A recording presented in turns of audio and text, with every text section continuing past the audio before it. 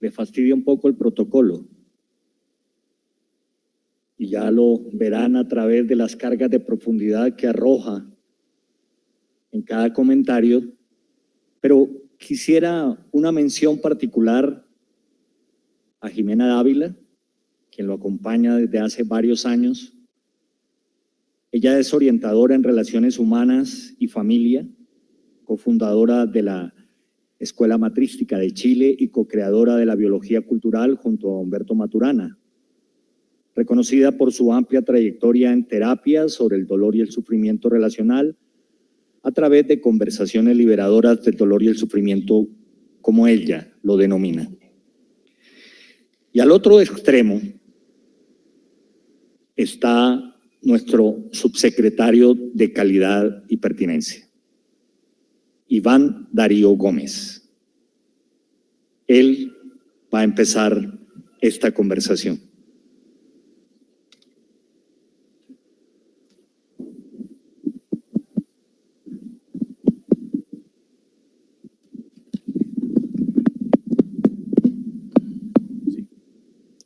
Bueno, muy buenas tardes a todos. Muchas gracias por aceptar esta invitación. La primera cátedra de pedagogía que tenemos en el 2016, que pensamos sea una actividad recurrente a lo largo de los años, que se logre instalar en la comunidad educativa y que continuemos invitando a personajes como ustedes, que tienen tantas enseñanzas, tantas reflexiones.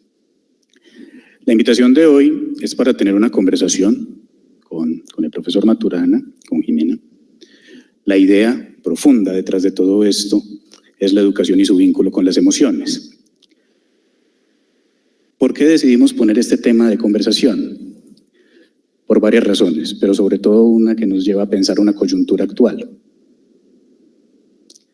Hemos pensado en la educación como un ejercicio de tecnificación que nos ha llevado a la idea de entender la calidad educativa como algo que se da simplemente sobre la valoración y evaluación de conocimientos, no necesariamente sobre el desarrollo de emociones.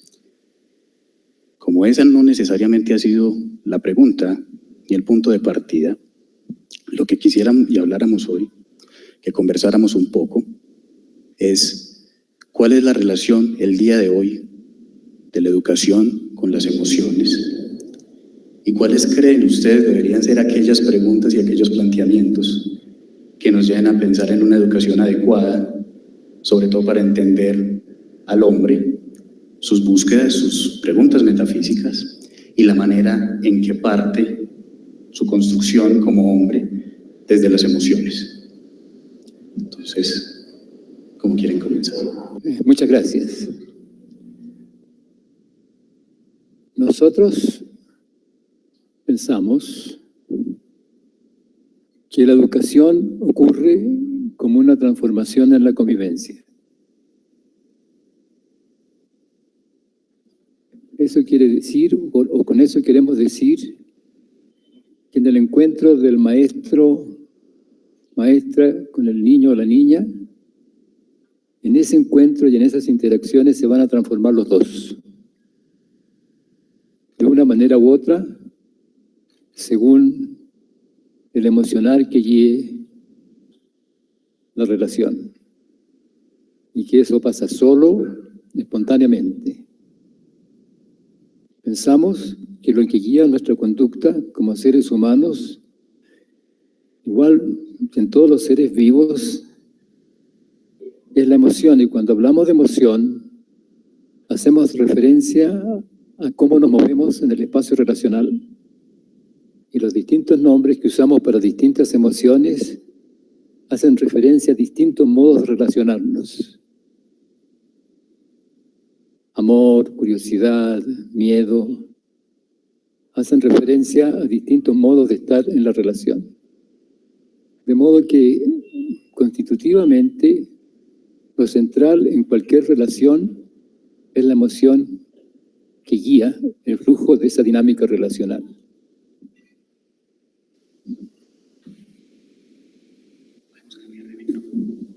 Sí, yo creo que mejor.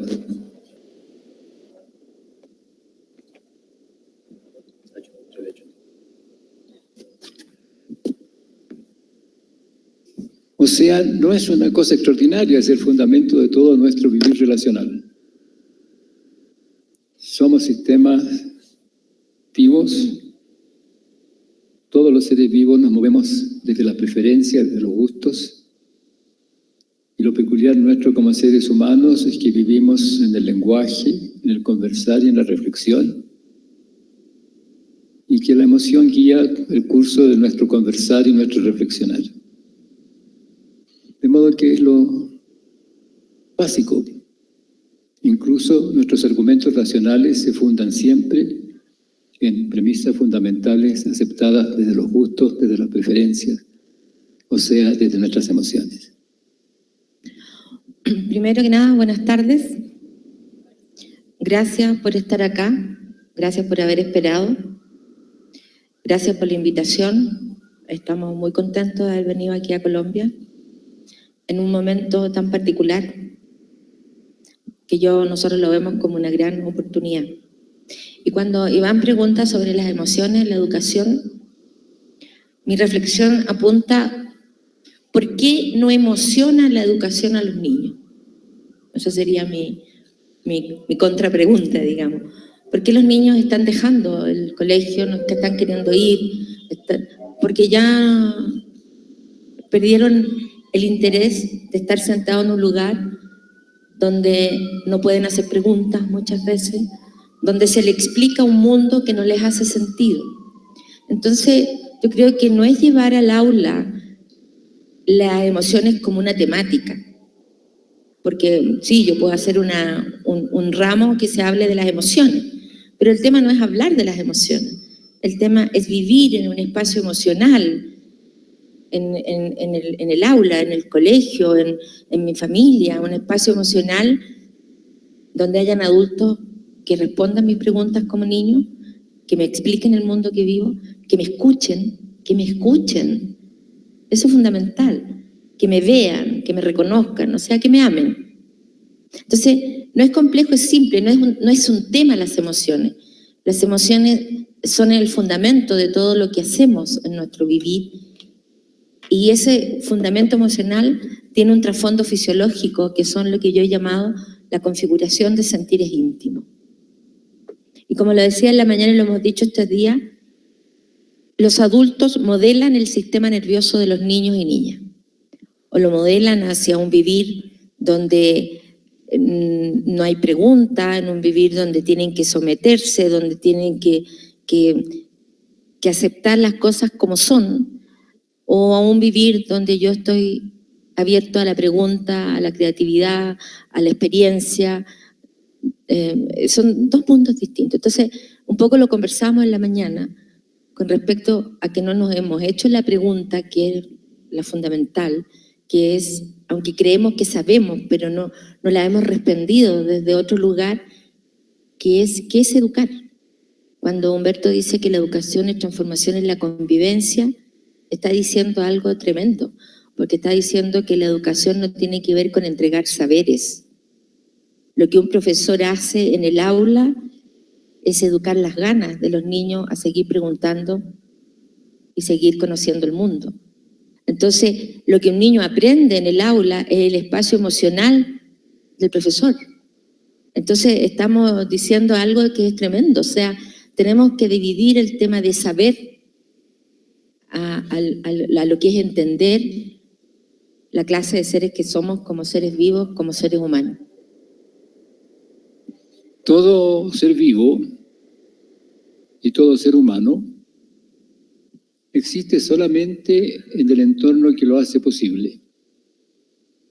Es un nicho ecológico. En viajar a la Luna, la preocupación fundamental es llevarse el nicho ecológico en el cual ustedes van a vivir desde la partida hasta el regreso. Y esa es la nave con las características que tiene. Lo peculiar de los seres humanos es que vivimos en el lenguaje y en la reflexión. Nuestro nicho ecológico incluye todo lo que vivimos en el lenguaje y la reflexión.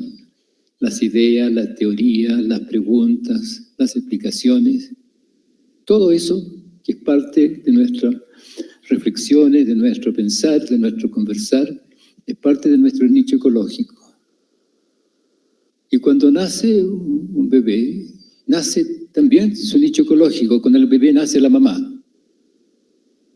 Con el bebé nace la familia, como el espacio en el cual va a realizar su vivir. Y a medida que crece se va a ir transformando las dos cosas. No las dos cosas, todo eso, esa unidad que nosotros llamamos unidad ecológica, organismo nicho. Se va transformando esa unidad, o sea, se va transformando la anatomía, la fisiología del niño, del bebé, del embrión, del feto, del bebé que nace, pero también el entorno que lo hace posible y va cambiando en coherencia uno con otro. De modo que hay una armonía fundamental. Si esa armonía fundamental se conserva, hay bienestar, los niños y los seres vivos se mueven siguiendo la armonía fundamental, y cuando esa armonía se pierde, se enferman, eventualmente se mueren. Pero lo interesante aquí es que lo que pensamos es parte de nuestro nicho ecológico como seres humanos. Lo que estamos diciendo aquí es movernos siendo unos y otros como parte del nicho ecológico de uno y otros. Y las cosas que pensamos, las reflexiones que hacemos, las preguntas que hacemos y nos contestamos son parte también de ese ámbito en el cual nos transformamos y crecemos si es que somos niños. Bueno, pero también es válido para nosotros los mayores, digamos. En un sentido estricto, los seres humanos somos niños crecidos. Pertenecemos a una historia evolutiva de prolongación de la infancia, de neotenia. De modo que esto es válido para nosotros también. Nosotros nos estamos transformando también en la convivencia, cualquiera que sea la edad que tengamos. Estamos cortos de micrófonos y además estamos lejos también. Pero entonces ustedes, y de pronto pensando un poco en las relaciones que se establecen en los ecosistemas, ¿será que la escuela sí representa un ecosistema adecuado para que se den las relaciones que promuevan las conexiones emocionales? ¿Será tal vez el ecosistema, la escuela, el que de alguna manera promueve ese diálogo, esa conexión y ese lenguaje? Y lo pregunto porque tal vez la escuela tiende a ser homogenizante en algunos asuntos. No reconoce mucho la diferencia. Y a la escuela en parte le genera también cierto miedo la diferencia muchas veces, porque educativamente no existen muchas salidas para entender la diferencia, pero los ecosistemas son heterogéneos por naturaleza y diversos. Pero entonces, ¿será que la escuela sí es verdaderamente un ecosistema que permite a los chicos desarrollarse en un ambiente lo suficientemente adecuado como para poder generar conexión en emociones?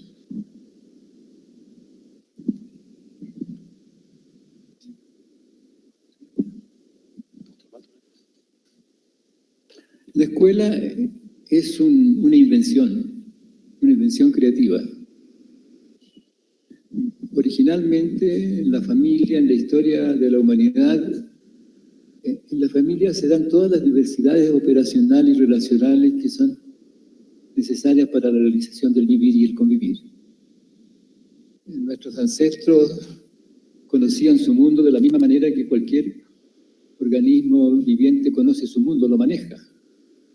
Lo peculiar de nosotros es que esto viene con preguntas, y podemos nosotros ahora formular las preguntas fundamentales. Pero vivimos un mundo en el cual el ámbito de las cosas que se hacen y se reflexionan en la comunidad es más grande de las cosas que se hacen y reflexionan en la familia.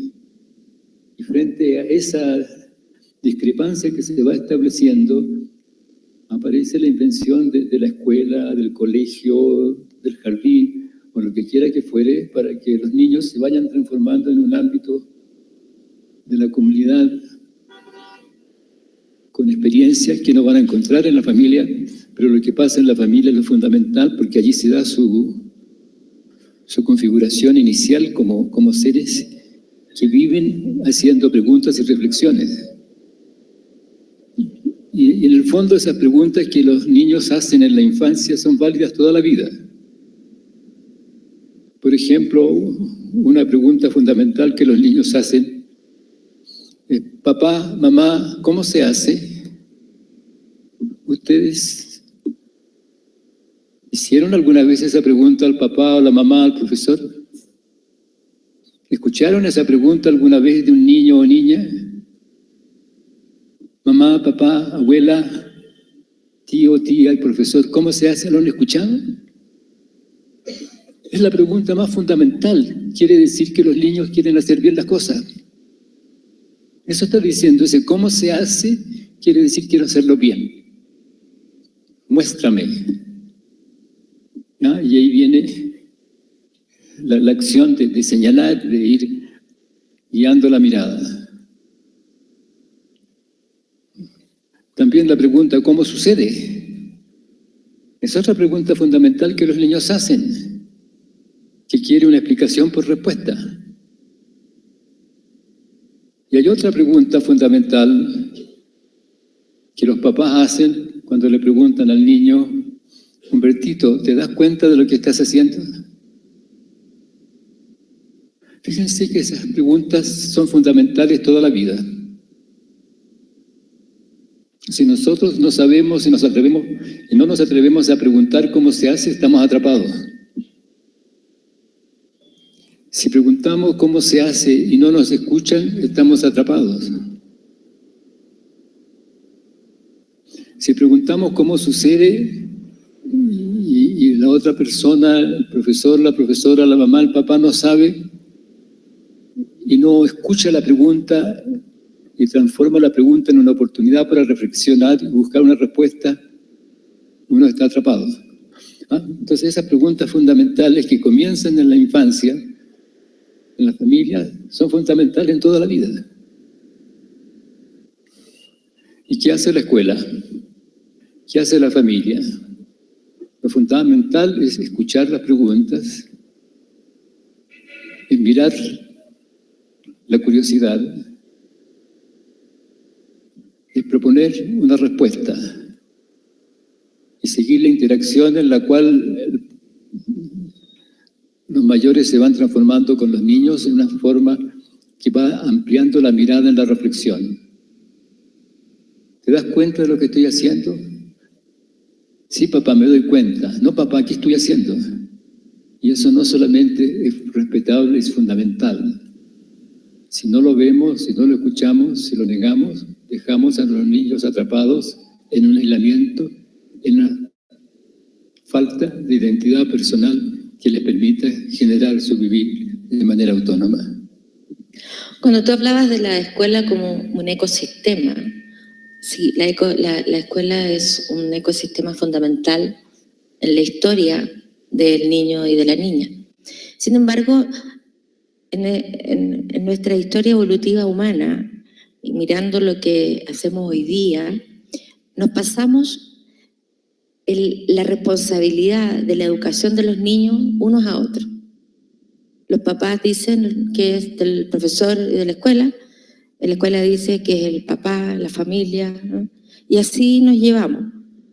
Y resulta que si la educación es transformación en la convivencia, pero esa transformación en la convivencia ocurre ¿dónde? Ocurre con los adultos que los niños viven. O sea, el ecosistema cultural es donde los niños se transforman en la convivencia. Por lo tanto, son importantes la familia, los adultos con quienes viven, los medios de comunicación, los políticos, los programas que se hacen. O sea, todo impacta en la formación y la educación de ese niño o niña. Estamos hablando de una persona adulta. Y yo la otra vez me preguntaba, ¿qué es ser una persona adulta? ¿Es ser una persona adulta alguien que maneja auto, que tiene una cuenta en el banco? Una persona adulta es una persona que está en el centro de sí mismo, con autonomía reflexiva y de acción, y que se respeta a sí mismo. Los niños y niñas necesitan adultos a quienes respetar. Miren qué simple y qué potente. Adultos a quienes respetar. Y los adultos hemos perdido prestigio, porque decimos una cosa y hacemos otra. No hay una coherencia entre lo que decimos, pensamos y hacemos. Y los niños se están transformando en la convivencia con nosotros.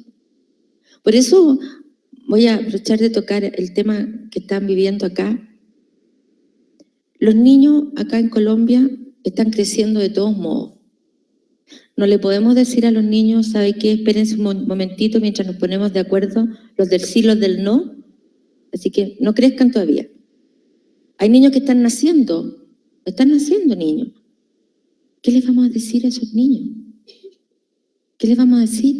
Entonces, lo que nosotros hemos querido traer, y nos resultó así con Humberto, es que ustedes se tienen que preguntar no sí y no, sino que el camino medio.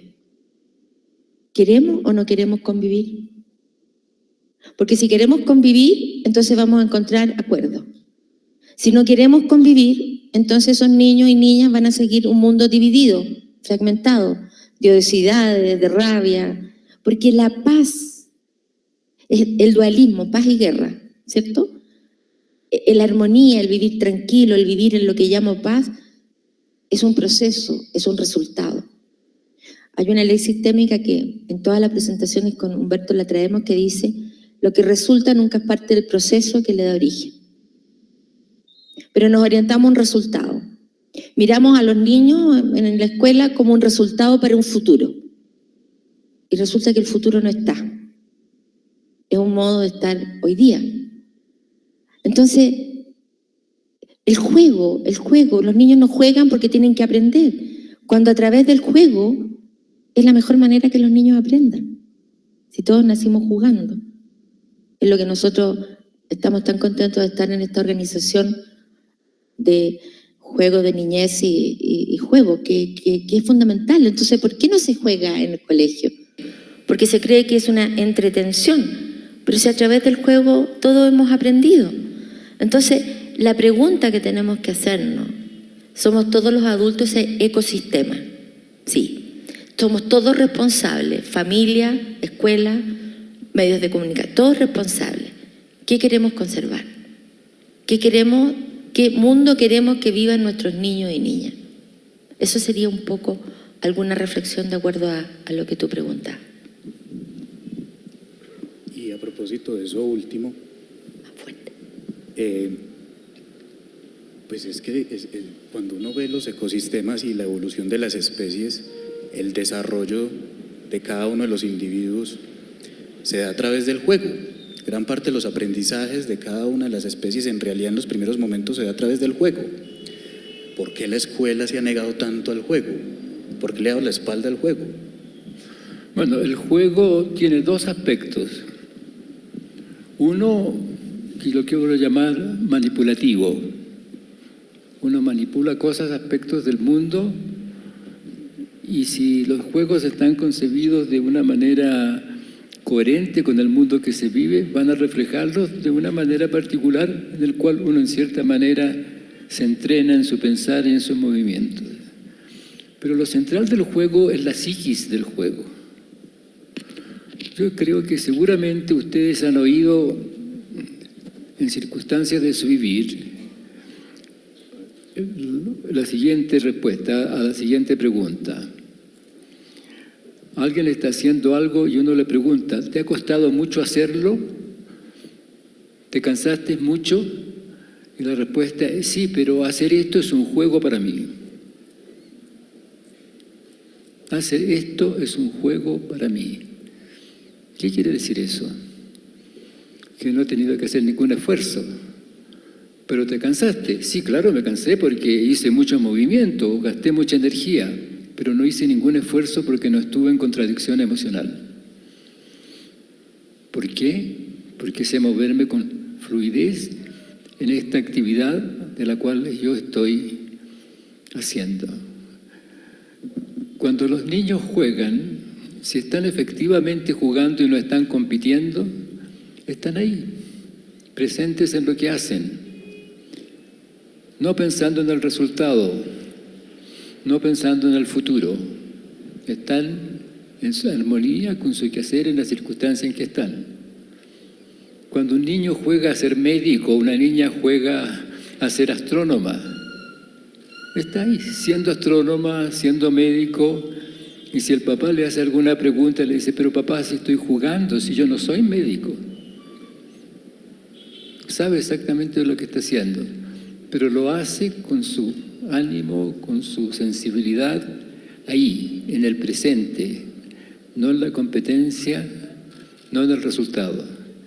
Si nosotros los adultos hacemos nuestras cosas de esa manera, sin conflicto emocional, sin querer estar en otra parte, fuera de donde estamos ahora haciendo lo que hacemos, vivimos lo que hacemos en la psiquis del juego. Y vivimos en armonía, sin esfuerzo, aunque quedemos cansados al final de la tarde de haber hecho nuestro trabajo, nuestra tarea o algo así. Así que esta noción del juego hay que mirarla en esas dos dimensiones, en las prácticas, en los movimientos, o lo que quiera que fuere, que es el juego particular como una configuración de haceres, y la psiquis que puede vivirse y que idealmente uno quiere vivir en todas las cosas que hace a lo largo de su vida, de modo que surjan con la fluidez y la perfección de no tener contradicción al hacer lo que se está haciendo, porque no se quiere estar en otra parte, se quiere estar ahí.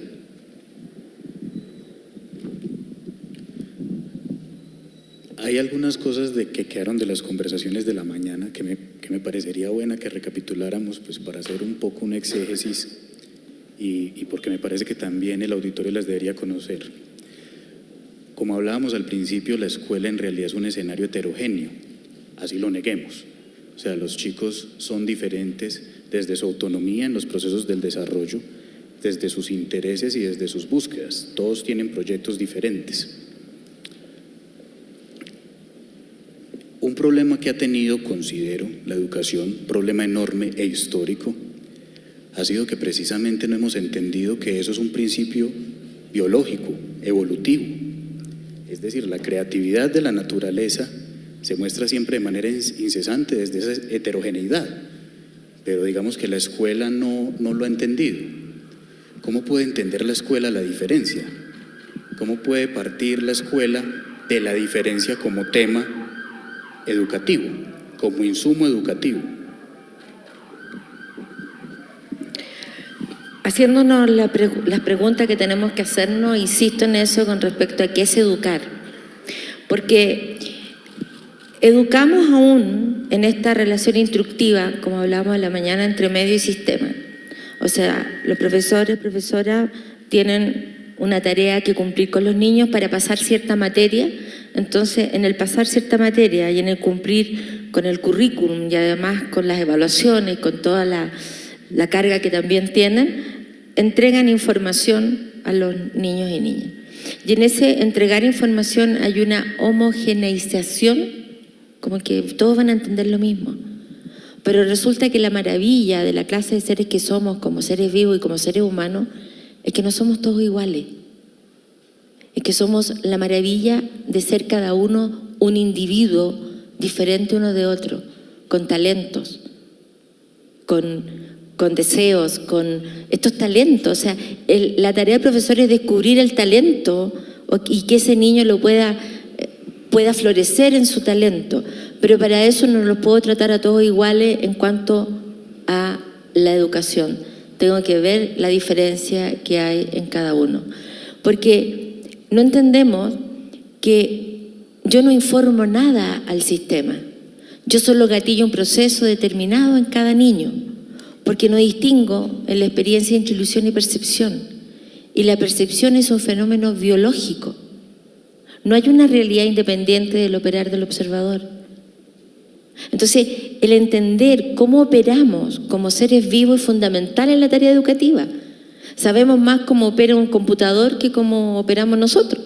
Entonces, si estamos todavía en el viejo tema de la realidad, buscando la verdad, homogeneizando las relaciones, no nos encontramos en lo peculiar de cada uno y en lo individual y el individuo que cada uno somos. Yo creo que la tarea educativa por ahí. Por eso, como decíamos en la mañana, no nos hemos hecho la pregunta. No es que no nos hayamos hecho la pregunta correcta. Seguimos de alguna manera educando como varios siglos pasados. O sea, ¿por qué nos emociona? ¿Por qué los niños no se emocionan en la educación? Porque se aburren.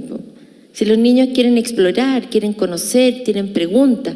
Entonces, y para el profesor también resulta tedioso el tener que repetir como lo mismo. Entonces, el aula, el colegio, puede ser un ecosistema entretenido, algo donde voy a querer ir al otro día, donde voy a querer estar, porque es un laboratorio humano. Y en realidad en este momento no están haciendo así porque creemos que educar todavía es pasar información. Y educación no es pasar información.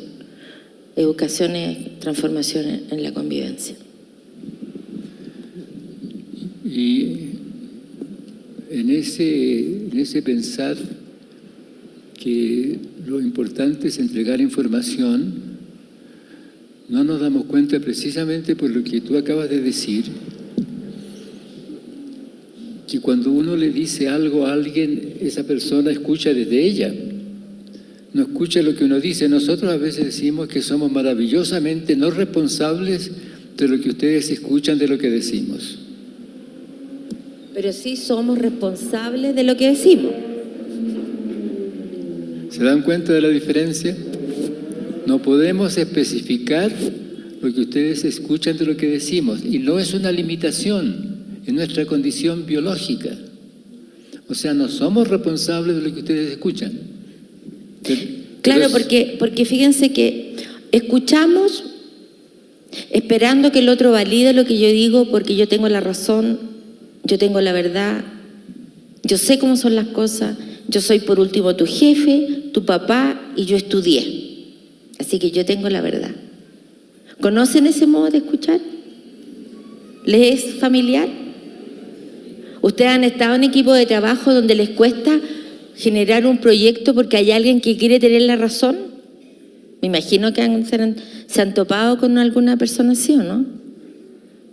Porque cuando encontramos con alguien que tiene la verdad, está en un delirio. No está dispuesto a reflexionar sobre los fundamentos de lo que hace o dice porque tiene la verdad, ya sabe.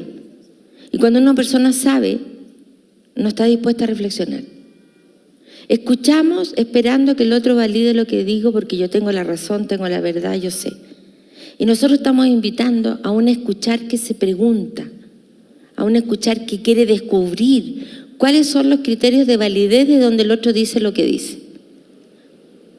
Porque siempre dice algo de un dominio que es válido, no de validez de bueno o malo, de validez experiencial, de experiencia.